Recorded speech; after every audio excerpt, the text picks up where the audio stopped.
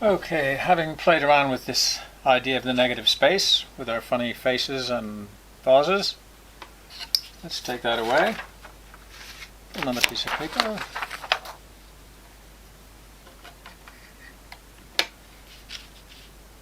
And then use that to make an object, a wine glass, simple wine glass. Is that positioned properly? Yeah, that's fine. And we'll do the same thing. Right? We could make a large rectangle.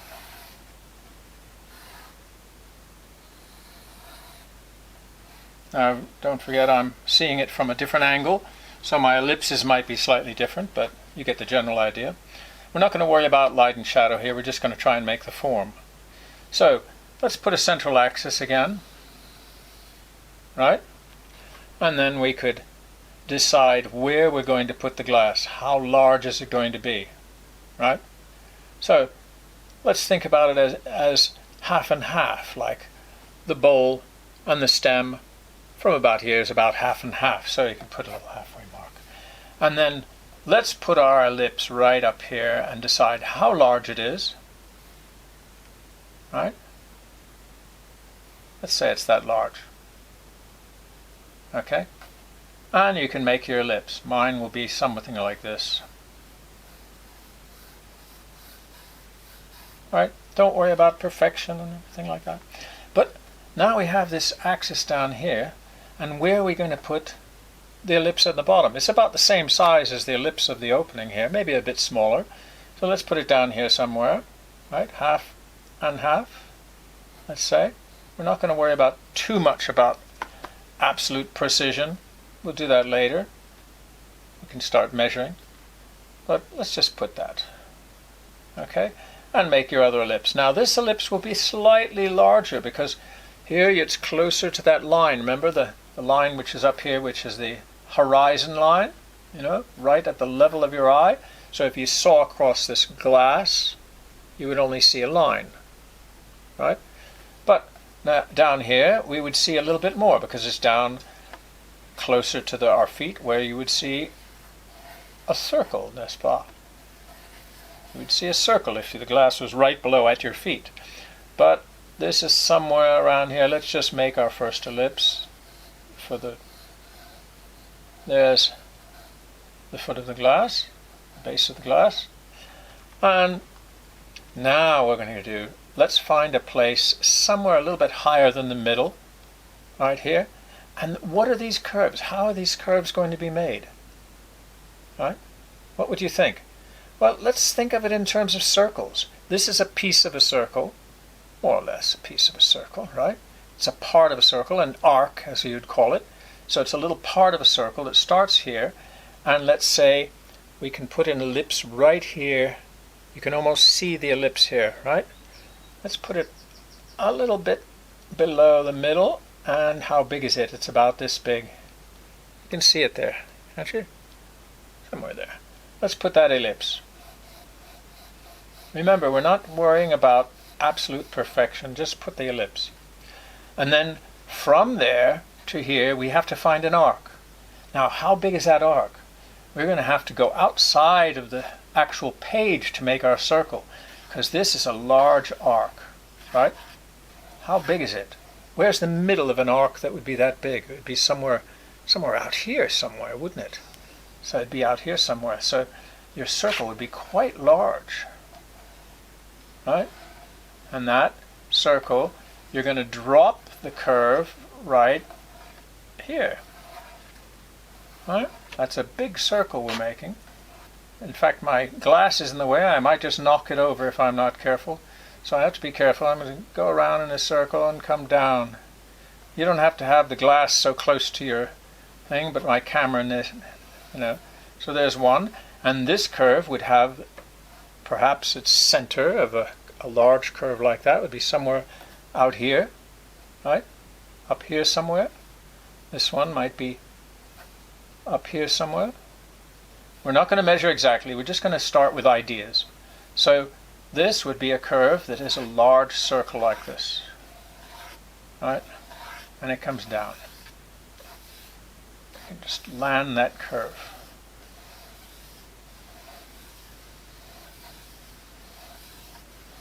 That curve would come all the way around, if you could see the whole circle. And this one would be here somewhere, wouldn't it? So you have two arcs that come down this way and this way.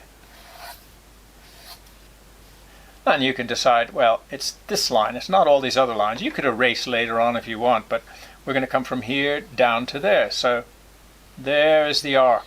It's part of a larger circle, right? Here's another arc that's part of a larger circle. Now, maybe the glass has not an exact curve of a circle, because from here, it changes direction, doesn't it? It comes down this way. So perhaps down in this part here, from this center, we have a number of other curves that don't curve concave, but more convex. So let's find out, what is the circle down here? What is the curve here? We can put a little circle here and another little circle here. So somewhere around here we have some little circles, or perhaps in an X like this, right? So how wide is this here? It's a little smaller than our ellipse, isn't it? It's smaller than the ellipse. It's about here and here, isn't it? And it comes down to a skinny stem that's about here. You could just draw a little bit of a line for the stem here. All right, and we'll join it up. But here, that's how big is this circle going to be? Small? No, it's a little bit bigger. It's about this big. You could say that's the center, and that's the side, and we could come down this way and, just on this curve perhaps, and make another circle. And just make the shape there. You don't have to make the whole circle. Just make the shape there. And then there's another one here.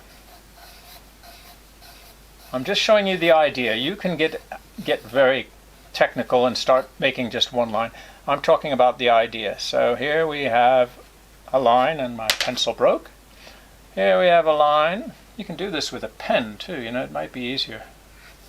A little line, and that line, of course, will flow into this straight stem, right? So you have a large curve that is a very large circle. You have an ellipse. You have two large lines. You have this curve. You have these two circles here.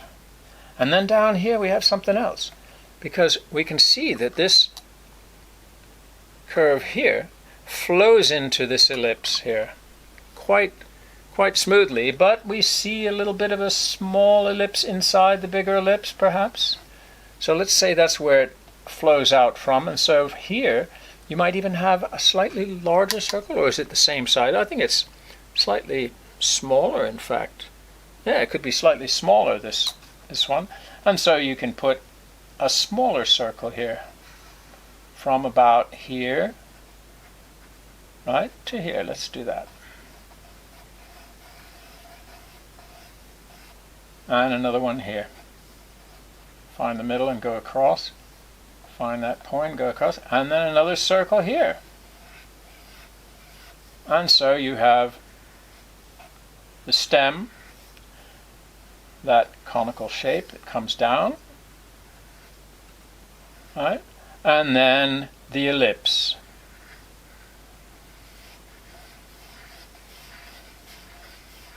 And my paper's moving.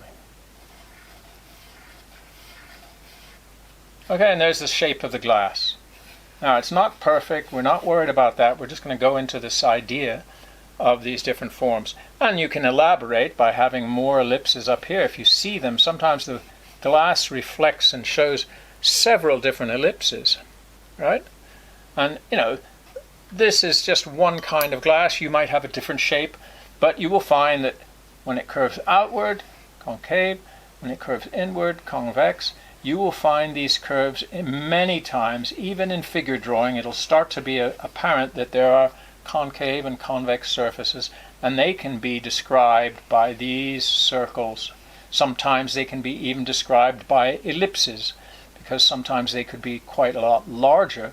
So this form or that form might even be, instead of being a circle, it might be an ellipse.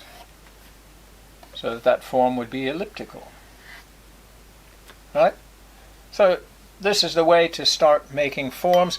Try it with all kinds of forms that are curved, symmetric. Right? And there you have it.